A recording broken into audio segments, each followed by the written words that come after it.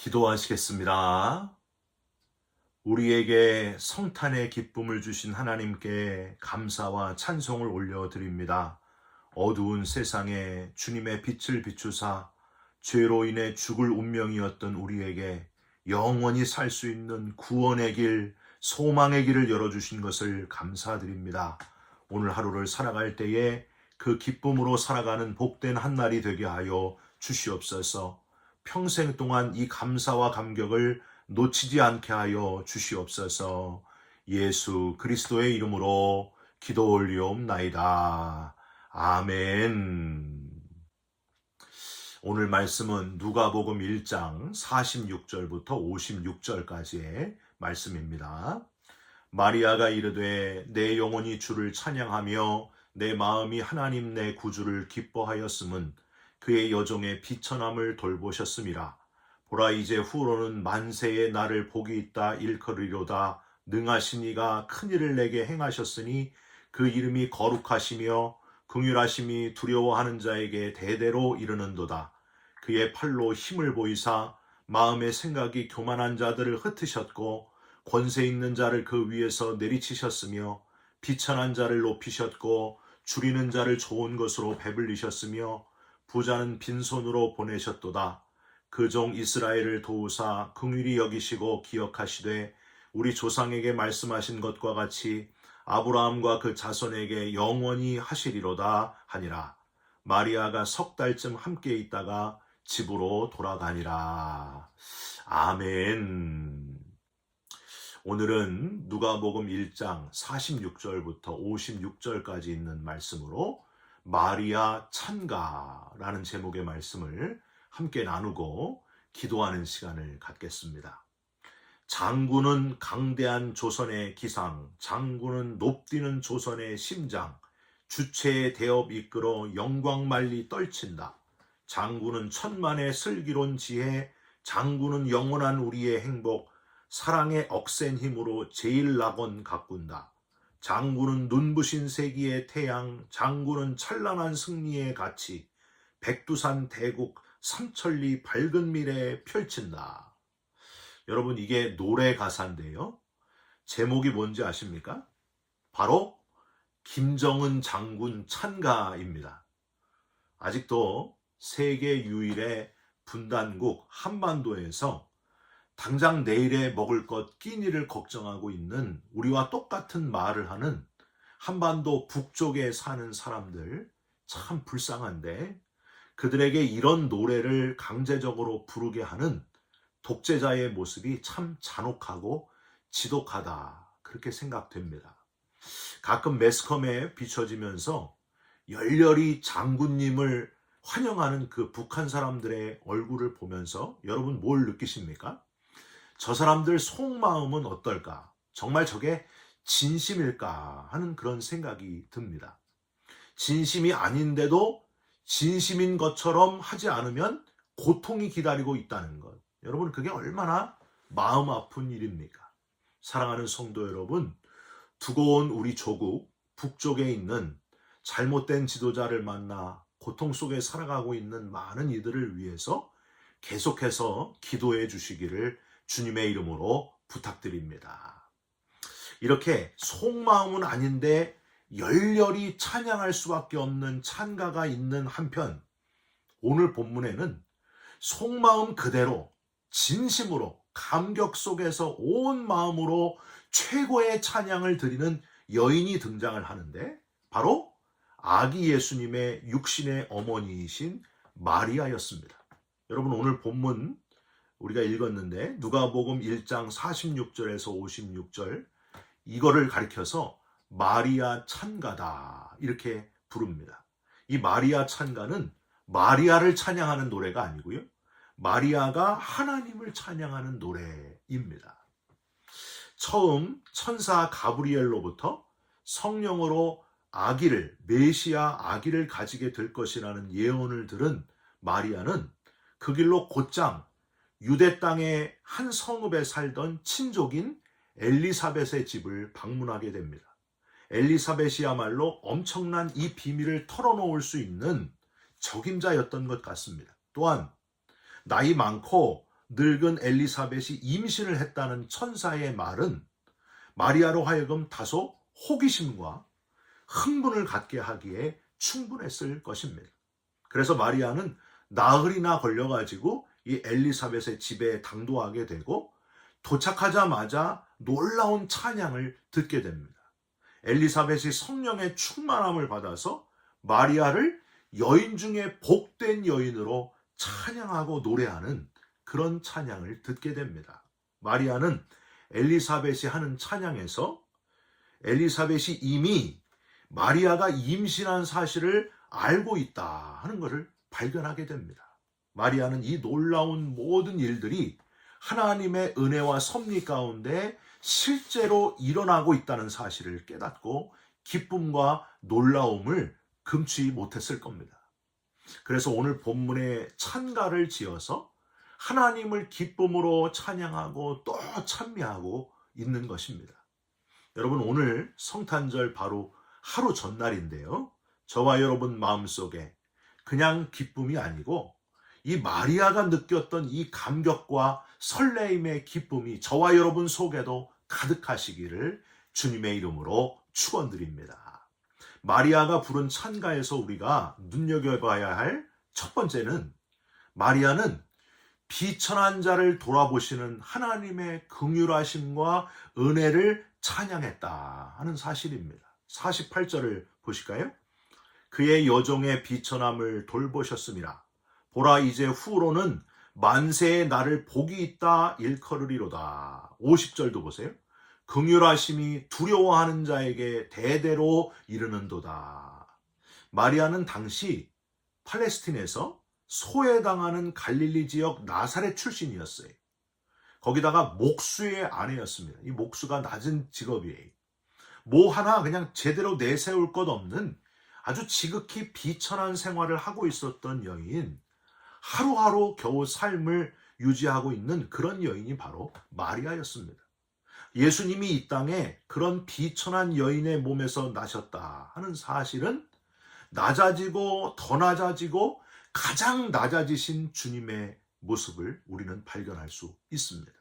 하나님이 우리를 사랑하시는 것은 차별이 없는 이렇게 가장 비천한 여인에게까지 이른다 하는 사실에 여러분 감사하시기를 바랍니다. 50절에 긍휼하심이 두려워하는 자에게 대대로 이르는도다 해서 이 두려워하다라는 단어가 헬라어로 포보우메노이스라는 단어를 써요.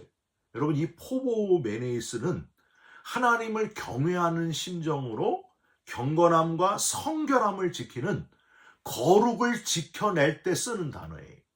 그러니까 마리아가 가난하고 아주 비천하게 삶을 살아왔지만은 하나님을 경외하고 경건하면서 구별된 삶, 거룩한 삶을 마리아가 살고 있었다고 하는 거예요. 하나님께서 그런 마리아를 보시고 긍휼을 베푸시고 그 몸을 통해서 성령으로 메시아를 이 땅에 오게 하셨다고 하는 거죠. 하나님이 사탄에게 자랑하실 정도로 욥을 그 자랑했던 이유가 뭘까요? 욥은 눈에 보이는 모든 소유물을 다 잃어버린다 해도 하나님을 경외하며 경건함과 구별된 삶을 잃지 않을 것에 대한 확신을 하나님이 가지고 있었기 때문에 욥을 자랑하셨습니다. 실제로 욥이 끝까지 그의 신실함을 지키지 않습니까? 부유하고 풍족할 때는 누구나 다 하나님을 찬양하고 감사하기가 쉽습니다. 그런데 신앙의 진짜 진수는 어렵고 힘들고 비천하고 뭔가 부족해졌을 때 비로소 드러난다는 거예요. 진짜 신앙이 드러난다는 거예요. 여러분 기억하시고 변함없이 부할 때나 가난할 때나 비천할 때나 힘들 때나 변함없이 하나님을 경외하면서 경건하면서 구별된 삶, 거룩한 삶을 살아가시기를 주님의 이름으로 부탁드립니다. 두 번째로 마리아는 공의를 베푸시는 하나님의 주권을 찬양했다 하는 사실을 기억하시기 바랍니다. 51절부터 53절까지 한번 보세요. 그의 팔로 힘을 보이사 마음의 생각이 교만한 자들을 흩으셨고 권세 있는 자를 그 위에서 내리치셨으며 비천한 자를 높이셨고 줄이는 자를 좋은 것으로 배불리셨으며 부자는 빈손으로 보내셨도다. 세상의 기준학은 다르다는 거예요. 세상은 명예와 권력과 돈이 있는 자가 법도 바꿔버려요. 그래서 유전무죄고 무전유죄가 되지 않습니까? 근데 하나님은 그런 게 없으시다. 공의로우시다. 편벽됨이 없으시고 편견이 없으시는 가장 공정하고 정의로우신 분이 바로 하나님이십니다. 하고 마리아가 지금 찬양하고 있습니다. 지금 메시아를 잉태하게 되고 엘리사벳을 만나면서 확신을 가지게 되었는데 마리아의 입으로 나오는 고백은 당장 눈앞에 있는 것을 초월해서 하나님은 공의의 하나님이십니다. 정의의 하나님이십니다. 편견이 없으신 하나님입니다. 하고 하나님을 노래하고 찬송하고 있다는 사실이 참 특별하지 않습니까? 당장 내 눈앞에 일어난 일만으로 신기해하고 놀라고 기뻐하는 우리가 아니라 이렇게 마리아처럼 공의의 하나님을 하나님으로 인정하고 기대하고 찬양하는, 눈을 들고 내 입을 크게 벌려 크신 하나님을 바라보면서 찬양하는 저와 여러분들이 되시기를 주님의 이름으로 부탁드립니다. 마지막으로 마리아의 찬가가 아주 특별한 것은 세워주신 언약을 반드시 성취하시는 하나님의 신실하심을 찬양했다는 거예요. 신실하신 하나님, 언약을, 약속을 지키시는 하나님. 54절과 55절을 한번 보세요. 그 종 이스라엘을 도우사 긍휼히 여기시고 기억하시되 우리 조상에게 말씀하신 것과 같이 아브라함과 그 자손에게 영원히 하시리로다 하니라. 하나님으로부터 메시아의 언약을 받은 것은 아주 옛날 아브라함 때부터 있었다는 거예요. 그리고 그 야곱의 후손들이 애굽에서 400년간 혹독한 종살이 할 때도, 그리고 그 후에 이스라엘 왕국의 멸망과 바벨론 포로기 동안에도, 심지어 이스라엘의 선지자가 끊어졌던 신구약 중간기 400년 그 기간에도 결코 취소되지 않았다는 겁니다. 하나님의 신실한 약속이 계속 유지되었다는 거예요. 오히려 이스라엘의 역사가 암흑기로 치달을수록 메시아에 대한 하나님의 약속은 더욱더 반복되고 아주 확고해졌다고 하는 거예요. 구약 2000년 역사 동안 단 한 번도 변치 않으시고 세워주신 언약을 변함없이 지키시는 신실하신 하나님. 사랑하는 성도 여러분, 신실하신 하나님께서 아브라함 때부터 약속하신 메시아를 결국에 이렇게 보내주셨고, 주님은 죽으신 지 사흘 만에 부활하셨으며 또 다시 재림하신다고 약속하지 않으셨습니까? 언제인지는 모르지만 그 약속, 재림의 약속도 분명히 이루어질 것을 믿으시기 바랍니다. 저와 여러분도 마리아처럼 찬가를 지으시면서 그렇게 찬송하는 그리스도인이 되면 얼마나 좋겠습니까?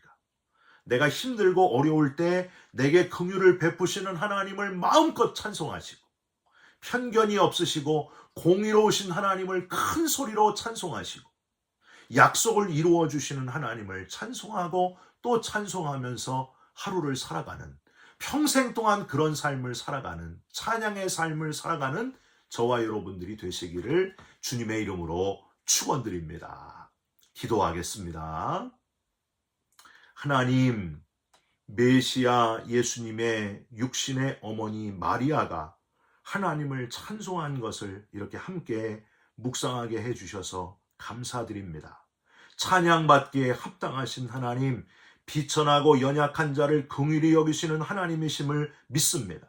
용기를 잃지 않게 하여 주시옵소서. 공의로우신 하나님이심을 믿고 의지하는 자가 되게 하여 주옵소서. 신실하신 하나님이심을 믿고 세상 끝날까지 함께 하실 하나님과 동행하는 삶을 살아가게 하여 주옵소서.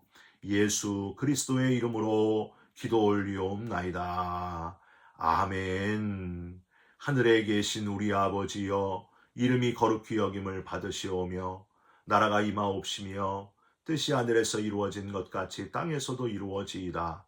오늘 우리에게 일용할 양식을 주옵시고 우리가 우리에게 죄진 자를 사하여 준 것 같이 우리 죄를 사하여 주옵시고 우리를 시험에 들게 하지 마옵시고 다만 악에서 구하옵소서. 나라와 권세와 영광이 아버지께 영원히 있사옵나이다.